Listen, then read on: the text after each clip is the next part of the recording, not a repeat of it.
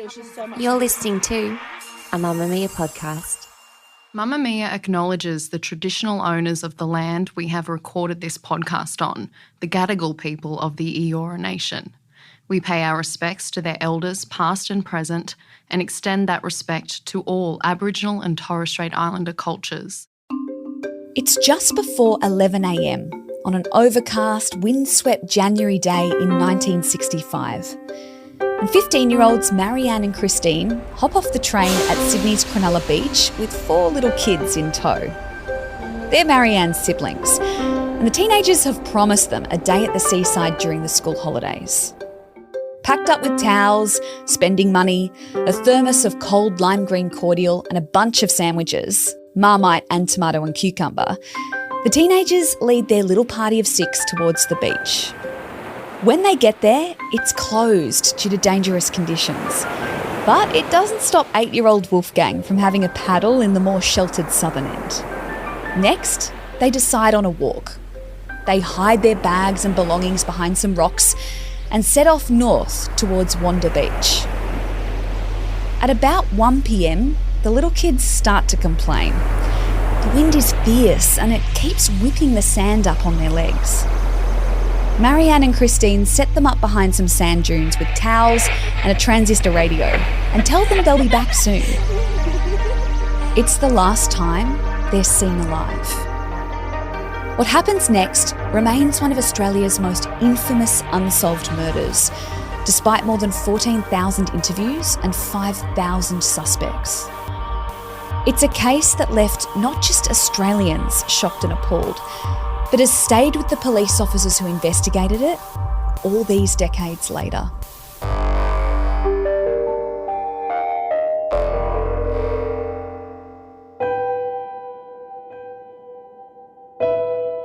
I'm Gemma Barth, and this is True Crime Conversations, a Mamamia podcast exploring the world's most notorious crimes by speaking to the people who know the most about them.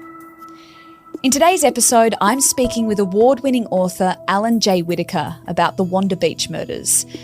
Alan's been interested in this case for decades, and in 2003 published Wanda, the untold story of the Wanda Beach murders. And just a note before you hear our conversation, while we always aim to discuss each case with sensitivity and respect, what happened to these 2 teenage girls back in 1965 was fairly graphic. This episode does contain explicit descriptions of murder and sexual assault. Alan, what drew you to writing and reporting on this story in the first place? Having grown up in the 60s, I was very well aware of the Wanda Beach murders and the fact that they were unsolved. Also, growing up in Western Sydney, my older cousins were all surfies. Even though they lived 50 kilometres from the surf, you could catch the train from Penrith, where I lived, and get all the way to Cronulla. And they would come back and, of course, tell stories to their younger cousins and scare the daylights out of us about these unsolved murders, and 2 girls were found in the beach. And I had that memory growing up. And then when I was a young teacher in the early 20s, there were a couple of, I suppose, breakthroughs in the case. They were chasing one person in particular, and it just switched something on in me. I remember this as a kid. What was the story? And you had bits of information, but not a lot of information. And when I started writing, I started out as a sports writer covering rugby league, because that's what I knew in Western Sydney. And I had a very good publisher who said, look, I know that you do all this sports stuff, but what would you really like to write about? And I said, I'd love to write about the Wanda Beach murders. And she said, well, off you go and do it for us. That's definitely a change of pace. It is. It was sort of like a whiplash, Yeah. know. But I said to my wife, where do I start? How do you do it? This is in 2002. I was a very successful school teacher. I was acting principal at the time. And one day my wife came home from work and said, Russell Oxford says hello. And I said, who's Russell Oxford? She goes, you taught his kids at another school a couple of years ago, and his kids are now in my class. I said, yeah, Russell. I remember Russell. Well, Russell was head of the unsolved homicide. He was the leading detective in Sydney. And Karen, my wife, mentioned that I was writing a book on the Wanda Beach murders, and Russell said, I'll get Alan the files. So I had 12 volumes of original files, including the original brief of evidence given to me by New South Wales Police, and it was an incredible opportunity to not only write something that I wanted to write about, but also something factual from the actual notes. I want to take us back to the start. So I want to start with the Schmidt family. They arrived in Australia from Germany in the late 50s. What was their story?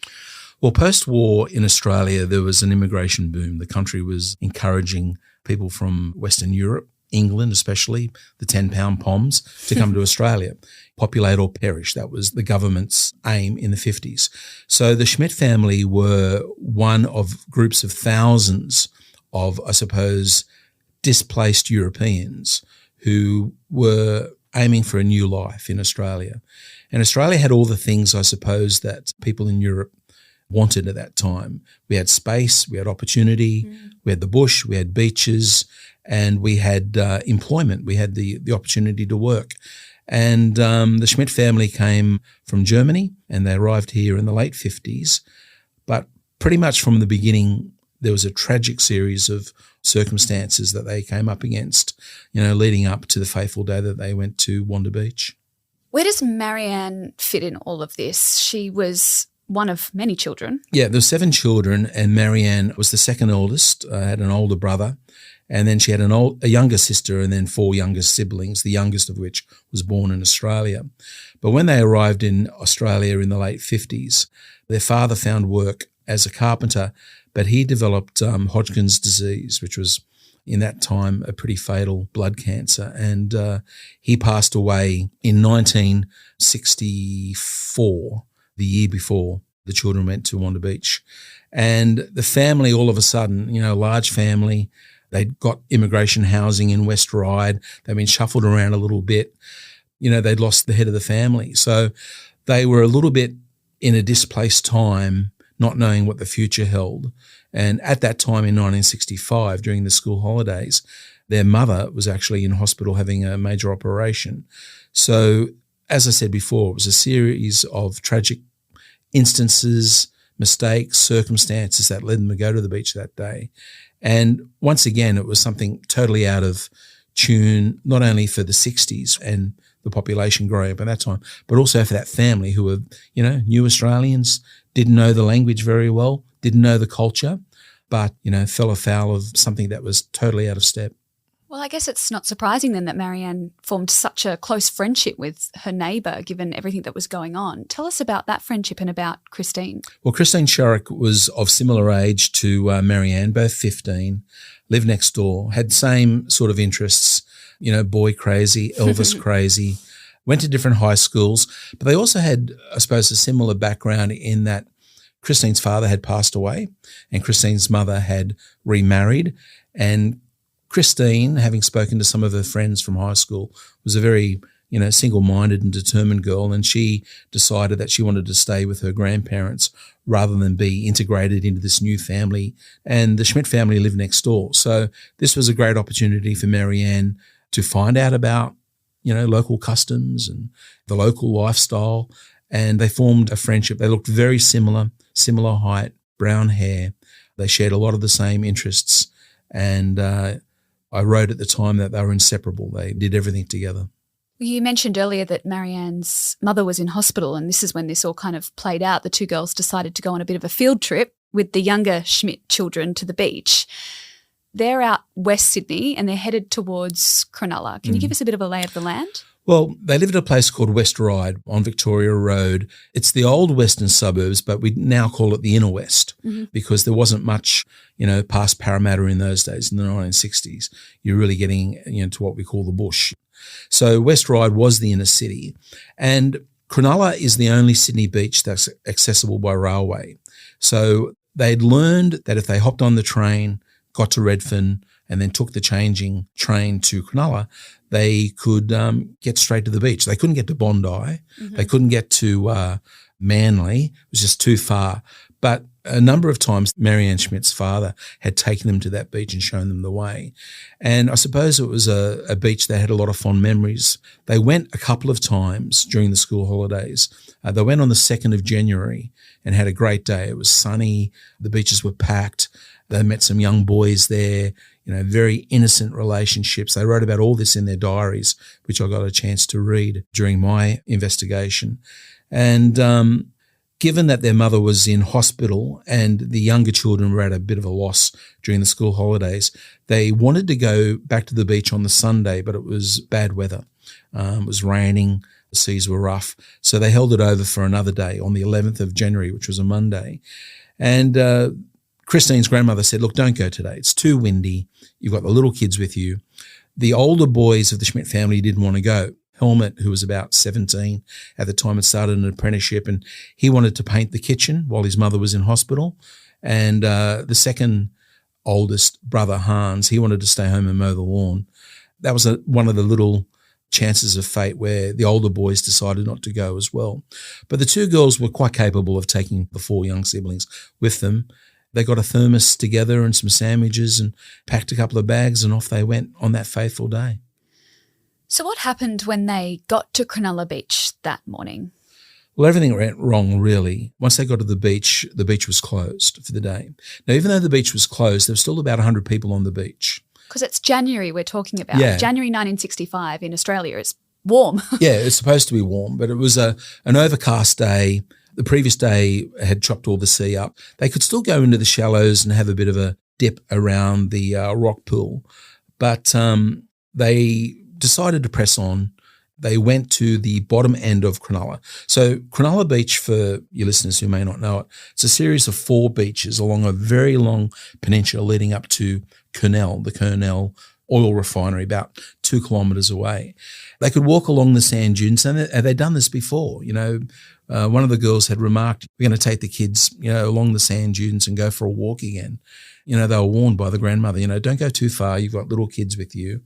It was very windy that day, but, they kept to their promise. They set off at about lunchtime. They had a bit of a play down the bottom end. They put their clothing behind the rocks, and off they set, the 6 of them, up into the sand dunes. It's not there now because all the sand has been mined for all the freeways that have been built in the 50 years since.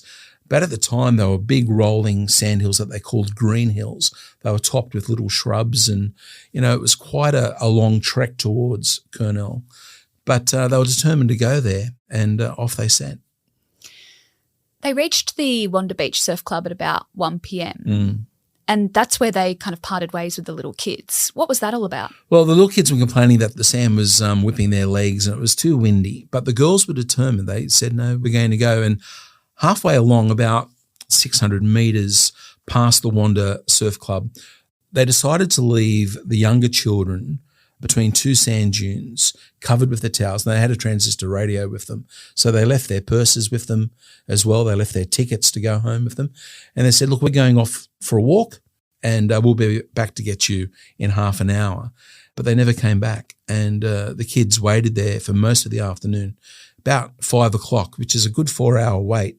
For 4 little kids. For 4 little kids. They thought maybe the girls had doubled back. So they went back and got their gear from down near the rocks, caught the last train back to West Ryde at 6 p.m. And when they got home at 8 o'clock, they informed Christine's grandmother that the girls had got lost somehow. And the adults merely felt, well, maybe they've missed the last train or they went for a walk. There wasn't really alarm bells, but the local police were called and they did come that night. In those days, it was a very innocent time. There was no media alert because there was no media. TV turned off 11 o'clock. There may have been radio reports. There was no newspapers until the next day. There was certainly no social media. So it wasn't until the next day that the full horror of what happened was exposed. Yeah, it sounds like there wasn't a lot of urgency. And Marianne's mum was in hospital too. She was, and the oldest brother, Helmut, went and visited her and she asked, how did the kids go at the beach today? Well, they're not home yet, but when he got home, and the older girls weren't with them, he was worried. And it wasn't until the next day that the mother found out that Marianne was missing and Christine was missing. So the next day, a teenager called Peter Smith took his 3 nephews for a walk along the sandhills that we were just talking about. What did they find? Well, they were going in and out of the sand dunes, and they were about 1 kilometre from the Wanda Beach surf house, about halfway between where the kids had been last left before they head back. 2 of the boys were running ahead and they discovered something buried in the sand. And as Peter approached, and I actually interviewed Peter, I got his phone number, and Peter Smith told me that he thought it was a mannequin, buried in the surf as a prank. And as he got closer, he could see 2 feet were sticking out from one end, and he could see the top of what appeared to be a girl's head at the end. And when he felt the forehead, he was shocked that this was real. So he ran to Wanda Surf Club and sounded the alarm then. But it wasn't until the police came and detectives came later that afternoon, they realised that it's not one body, it's 2 bodies. Because they would have started to sift through the sand and reveal what was there. Well, and this is very graphic, but can you take us through what they found? I actually got the opportunity to not only read the autopsy reports, but I've seen the crime scene photos, and it's a case when you're writing about violent crime especially that you can tend to intellectualise about it. 2 girls were found on the beach. Okay, that's all it was. But when you see the horror of what they went through, you realise that this was a very, very violent crime. Both girls had been stabbed to death. One girl, Marianne, had her throat cut. The other girl, Christine, had her skull fractured. And what police believe happened was that they were either confronted by somebody or they had agreed to meet somebody in that area north of where they left the children. And somehow during the course of events, Marianne had been stabbed. Christine had run for her life. The person responsible had chased after her, bludgeoned her with a steel pipe or something heavy, and then dragged her 100 feet. Now, 100 feet. It's a long way. It's a long way. So he chased her a fair way. And even with, the potential screaming or the sound, the fact that it was an isolated area, nobody came to their rescue. The girls had been attempted to be raped, and they were buried beside each other in the dunes. It was only really a passing attempt to bury them. They were really just covered with sand. And during the course of the night and the windy day, of course, they had been partially revealed. But when they excavated the whole area, they realised that this was just such a violent crime. And the one thing I got from reading the news reports from the 1960s, this was a sensational crime. If this crime was to happen today, it would be, one of the biggest crimes, obviously, in Australia, and social media would be going into overdrive. But at that time, it was just so out of step with the innocence of the time. The fact that, a group of kids could go to the beach and wind up buried in the sand with their throats cut was just totally foreign to the way Australia lived. It really shook up a lot of the detectives, many of whom I got the chance to interview. And even though there was an earnest investigation, they did nothing wrong. They were just so overpowered by the enormity of this that they were really just suffocated in case notes, and they suffocated in erroneous reports. They were distracted by too many theories. They didn't make too many mistakes, but they didn't have the breakthrough and that one piece of luck that they need, especially in the first 40 hours. What you hear on TV is very true. Those first couple of days are crucial to solving any case. No member of the public came forward with that bit of information that could piece it together. You said that the police, and I can imagine, coming across a scene like that would have been absolutely horrified. But were those details shared with the public at the time, or you said that the public couldn't really kind of respond to it? No, probably not until the coronial inquest 2 years later were the full details revealed. I think police wanted to keep a lot of things close to their chests. And, of course, you had a number of people who were mentally disturbed and they volunteered that they were involved and they did it. And as soon as they questioned them, where did you bury the children? Well, I buried them 6 foot under. And, well, they knew that that was wrong and they were able to use that. But I suppose the idea that someone could just come across these 2 girls and kill them and get away with it, and no family member or member of the public could identify who they were, that was the bit of luck that was missing from this case. And then I think the other thing that not so much derailed the investigation but snowed it under in a lot of reports was the appearance of the surfer, the 16-year-old boy, and that never came up for a couple of days. That was an added bit of information that one of the boys, Wolfgang Schmidt, came up and said, look, I actually saw the girls with a boy.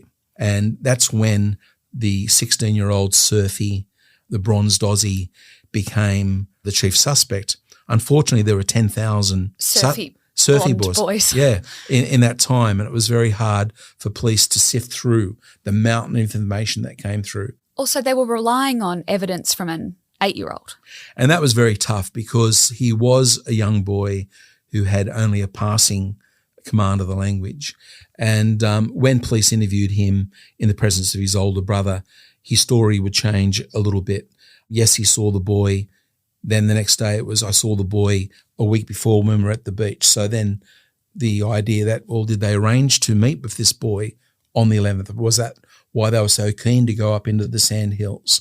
Then on the third day, I think Wolfgang said that he had a knife on his hip. So now they didn't know whether he was making this up or whether he was using his imagination. But nobody else saw the boy with the girls in the sandhills, although a couple of the other boys and the other sister Trixie said that there was a boy crabbing among the rocks on that day. So there was a lot of unknowns. There was a lot of, I suppose, information that the police couldn't sift together. And the other thing that really, I think, sunk the investigation was in those days there was no cross-checking of information. Everything was written on what was called a running sheet. So you had single pieces of paper. If somebody rang up and said, look, my husband was away that day, he came home late, he was covered in blood, they had to type that up. And there was no way of matching that with another description. There was no computerization. There was no index card sifting. And what they ended up with within 3 or 4 days was, 10,000 bits of separate information that they couldn't sift through. The other thing that happened was, because of the time, every wife that had a grudge about a husband who was, an alcoholic or someone who abused, they dobbed them in as well. Any sibling who matched that description was dobbed in. Any neighbour kid that was a pest was dobbed in. And they were just snowed under, unfortunately. The other kind of evidence I wanted to touch on before we moved on was alcohol being in one of the girls' systems. Yeah. Look, when they did the autopsy on the 2 girls, they found a number of things. They found that Christine had her skull fractured. They found out that both girls had attempted to be raped, but they hadn't been. They also found a sperm sample on one of the girls' pants, which they put to one side. But they also, when they checked the contents of her stomach, they found decaying vegetable matter, such as a Chico roll. Yep. And they also found that she had a blood alcohol content of about 0.015, which is about 10 ounces or a middy of beer. Now, these were 15-year-old girls. Even though they had money, the money hadn't been spent. They hadn't chuffed off to a local cafe. Where would they get alcohol from? The pathologist said no, it wouldn't be the fermenting vegetable matter in the stomach. She would have had to have taken the alcohol via the mouth. So, a new scenario came up. Did they meet someone in the hills? Had they arranged to meet someone? Did that person say, look, I've got some alcohol or some beer. I've got some refreshments. I've got something to eat up there. We'll have a picnic up there. I'll meet you up there later this afternoon. And that's why they were so determined to even leave the children behind to get up into the sandhills. This is what the police tried to sift through all their information. We know that the girls were at the beach on New Year's Day and they did meet a boy or some boys. Yeah. But was that ever linked to any of this? Absolutely. It was all investigated.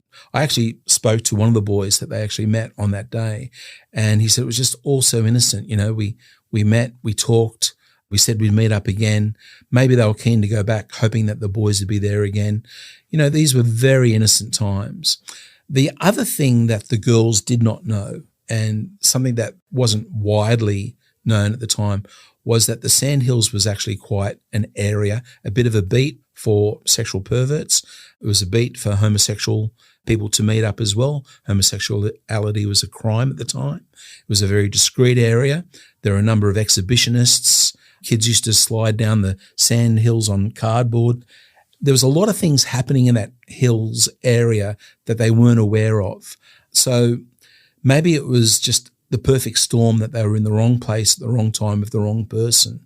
But who was that person? When Wolfgang gave that description of the surfer boy, I suppose most people had the idea of, okay, it's a bronzed Aussie with the zinc cream on the nose and, buff and whatever. But I actually read the case files, and he actually says two very, very interesting things. The first thing is he calls the boy a fat boy. So he wasn't a good-looking, muscly surfer dude. He was a chubby, round-faced boy. Then the other thing that he said that's often been misconstrued, he said that the boy wasn't shaving. So they thought, oh, it must be a young boy, it must be like a 14-year-old boy. He actually meant the opposite.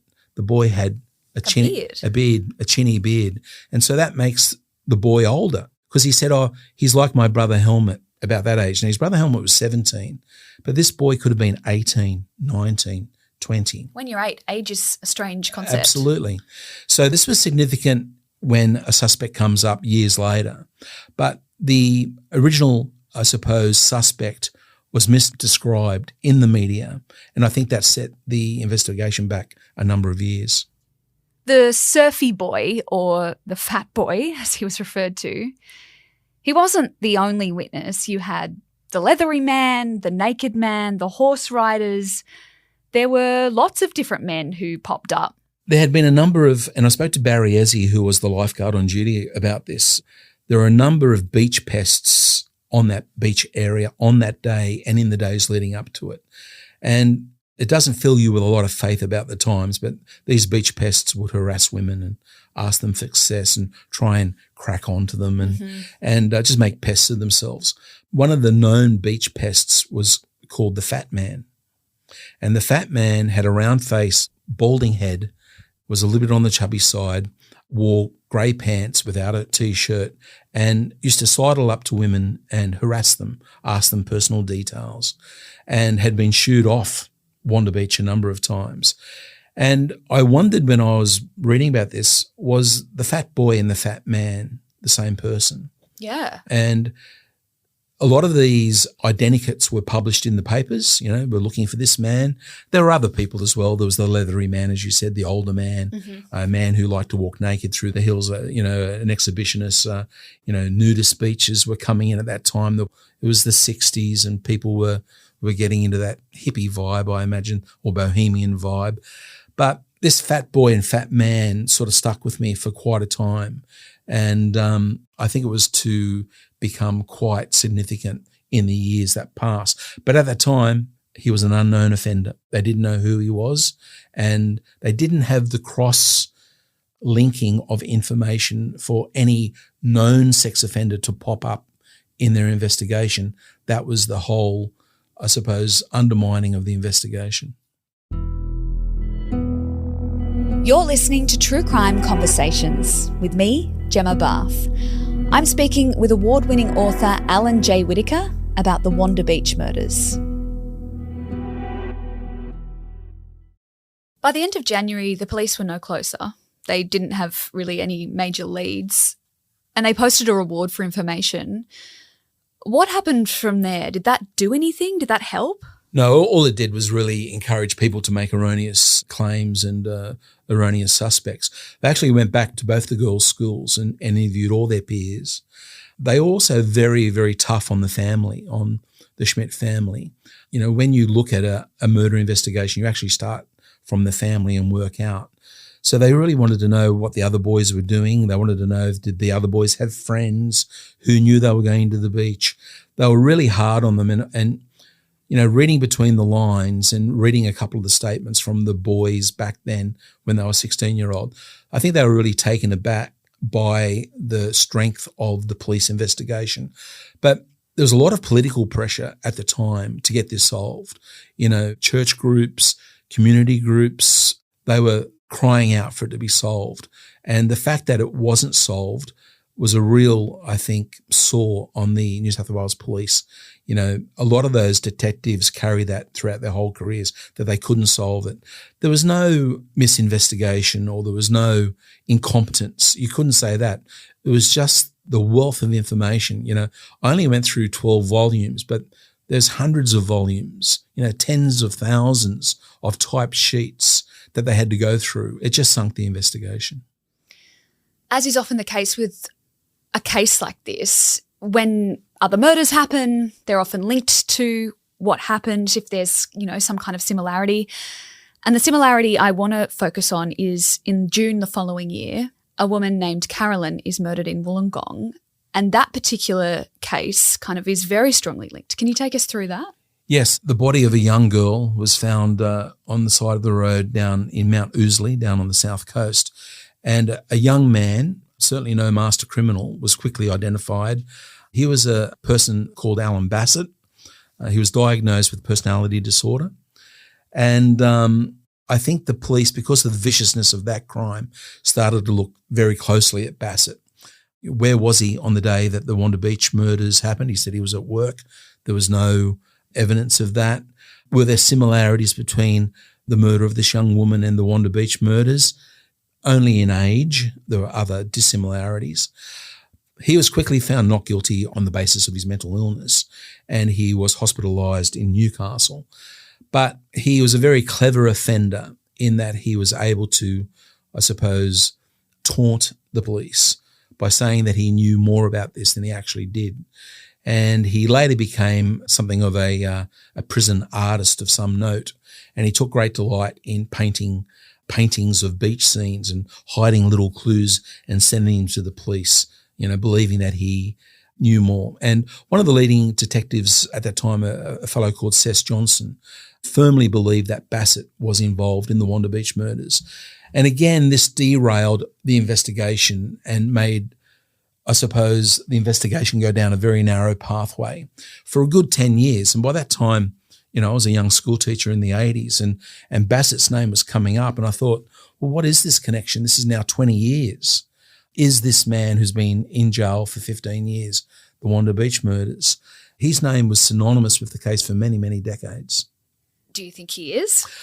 Well, as it turned out, he was released from prison in 2000 and he immediately offered to provide a DNA sample.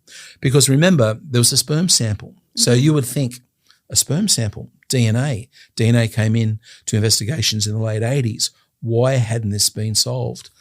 Unfortunately, I found out during the course of writing the book that the police had misled and misplaced the sperm sample. Unfortunately, well-meaning detectives came into the case, wanted to solve the case. They took the sperm sample, tried to get something found out about the sample. The only thing they could really find out about the sperm sample was blood type. And there was no DNA in the 70s, and the sperm sample went missing. Police asked me not to put that in the book because they were embarrassed about it, and I felt I owed them an obligation not to be critical of them. So I wrote to the forensic DNA people in charge and asked them to go on the record and say, what is the status of that sperm sample?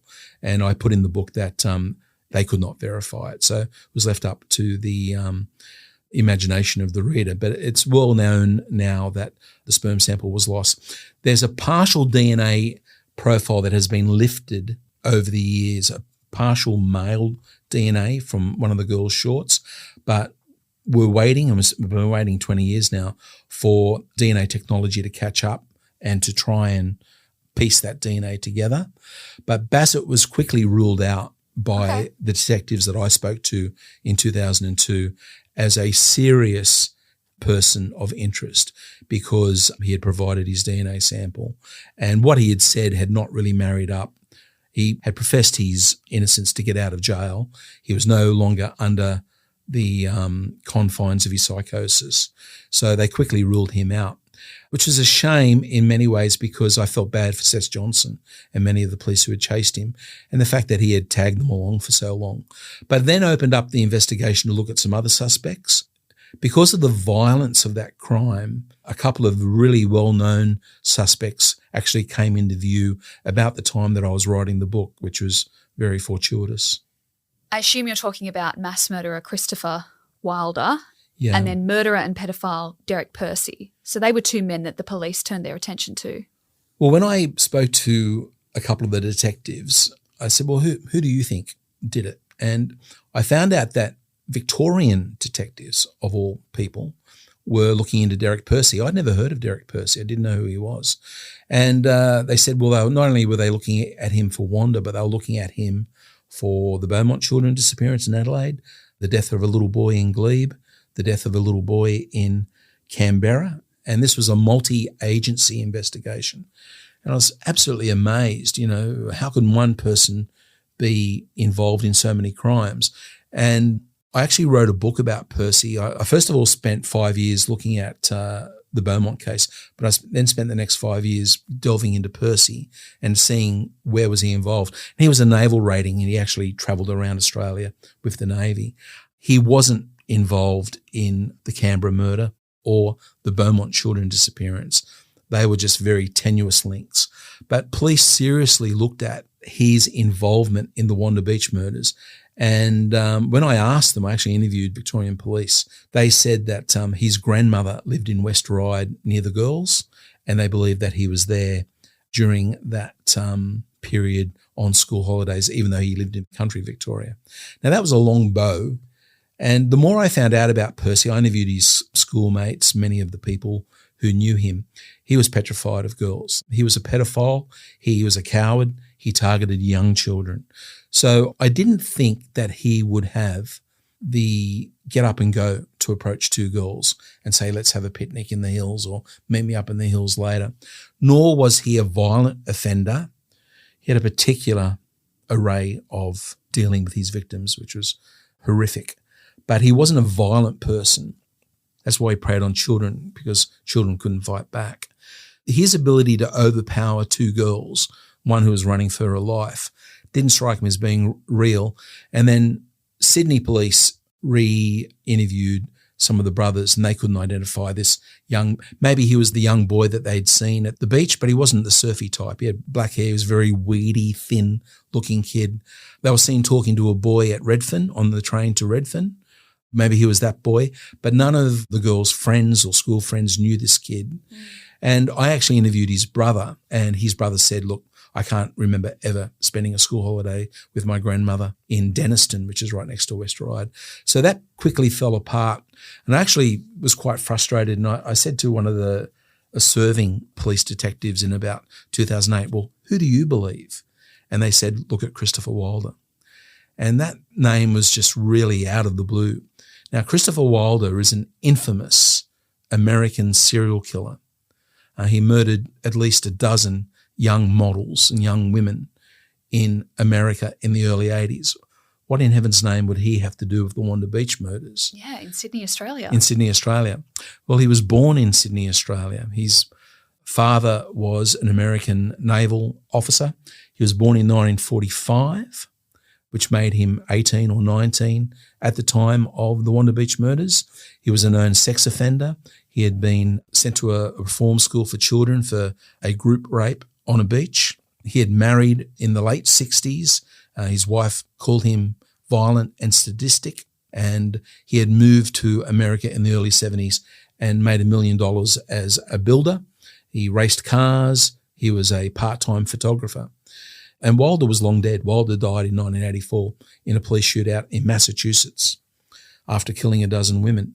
So in 2008, I asked the police, why are you looking at Wilder now? And what not many people knew, that in 1982, when he returned to Australia to visit his elderly parents, he coaxed two young women off Manly Beach on the pretext of taking photographs of them. And this is how he later had his victims at his mercy in America. He said he was a photographer, beautiful girls, could be models, come to my studio, and he murdered them. Now, he sexually abused these two girls, but didn't kill them. And these two girls escaped, and he was actually up on sex charges at the time that he returned to America and murdered these women. And when I asked the detectives, why are you looking at Wilder now? And they said, well, modus operandi was really strong. His ability to charm young girls on a beach, a multiple abduction, a multiple attack. They were looking very seriously at Wilder. I thought he was a bit of a red herring. I hadn't really looked very clearly at him. And I probably only wrote a couple of pages about his very tenuous link to this murder. But the more I thought about it over the years, and there's been two very good books written about Christopher Wilder and his potential involvement in Wanda. One was by Duncan McNabb, and another was by an English writer called Andrew Byrne. And I've read both those books, and they make very strong cases that Christopher Wilder round-faced, balding, often seen on a beach, propositioning women for sex, older women for sex. A 19-year-old with a baby face could have been the fat boy that Wolfgang had seen on the beach the day, the girls. And when you think about it, one of the things that one of Christine's school friends said to me, I said to her, had you ever despaired over the years that this person had gotten away with it? And she said something really significant. She said, the thought of this man going home and being a loving husband and a loving wife and having a completely normal life for the next 30 years never entered my mind. He would have been consumed by his demons. He would have struck again. He would have been found. And when you look at what happened to Christopher Wilder, how he unravelled in the face of coming back to Australia and standing trial for the rape of these two girls that he had coaxed off Manly Beach, and he'd gone on this murder spree in response to that. His psychological, but also his physical profile fits the Wanda Beach crime. I don't want to say perfectly, but there hasn't been a significant person of interest in the last 30 years that matches what he brings to this crime. Not Percy, certainly not Alan Bassett. Christopher Wilder could very well be the man. Will we ever get something like that confirmed?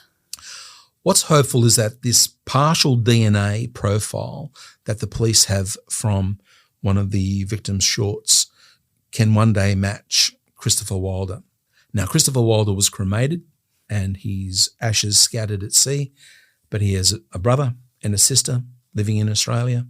There are known DNA profiles, and if technology is able to give us even a hint, and this is where we're finding now in the age of Ancestry.com and people's DNA profiles being loaded up to cyberspace, that one day even a partial match will give us the opportunity to finally solve this crime.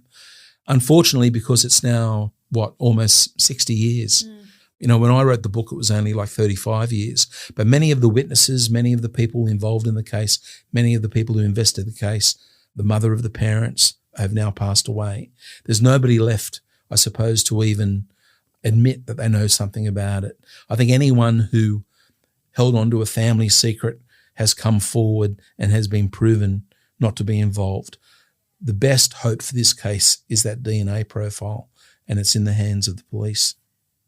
Christine and Marianne, do we know whatever came of their loved ones? They've never gotten answers. They've never been able to properly get peace. After writing the book, I had a couple of mixed experiences with it. You know, many people were thankful that someone had brought the case back out into the open. But I learned very quickly that not everyone involved in this case takes comfort from this being regurgitated. I got a very succinct letter from the Schmidt family saying I had no right to write this, and I had to correspond with them saying, look, I did this in good faith, hoping to bring this out back in the open. They were very traumatised by it. They felt they were handled very poorly by the police. They were fairly quickly discarded by the media. They actually had to change their name. Many of the boys had troubled lives at school, got into drugs, got into trouble. They found it very difficult. You know, it pretty much destroyed the mother. On the other side, with Christine Schmidt, you know, funnily enough, I was able to interview one of her best friends from high school who was actually supposed to go with the girls to the beach that day, but her parents wouldn't let her. And she gave me a fantastic interview, a lovely lady. She actually got a very stern email from the family of Christine Schmidt saying, how dare you talk to this author? So their hurt is very palpable. Yeah. And I understand that as a writer. I understand that these are very uncomfortable things that we talk about. But I did write at the end of the book that, you know, these were girls who had hopes and dreams. They had friends. You know, I spoke to many of the friends 35 years later who were still hurting from these murders. And, you know, they deserve to be solved. You know, we deserve to have answers. Society has to learn from these things. How do these things happen? Why do these things happen? And so, you know, I take some small comfort in that here we are now, almost 60 years later, still talking about this case because it resonates with us. that these kids didn't die in vain, that they are remembered, they are loved, and that one day the killer, whether he's dead or alive, will be unmasked and the whole thing will be resolved. And I think a lot of people would be thankful for that when it does happen. Thanks to Alan for assisting us to tell this story. If you'd like to know more about Alan's book, Wanda, The Untold Story of the Wanda Beach Murders, you can find a link for it in our show notes. True Crime Conversations is a Mamamia podcast hosted by me, Gemma Barth, with audio design by Rhiannon Mooney. The executive producer is Moylan. If you've enjoyed this episode, let us know by leaving a rating or review in your favourite podcast app. It helps other true crime fans find our content and helps us keep making the episodes you get to enjoy every week. Thanks for listening, and I'll be back next week with another true crime conversation.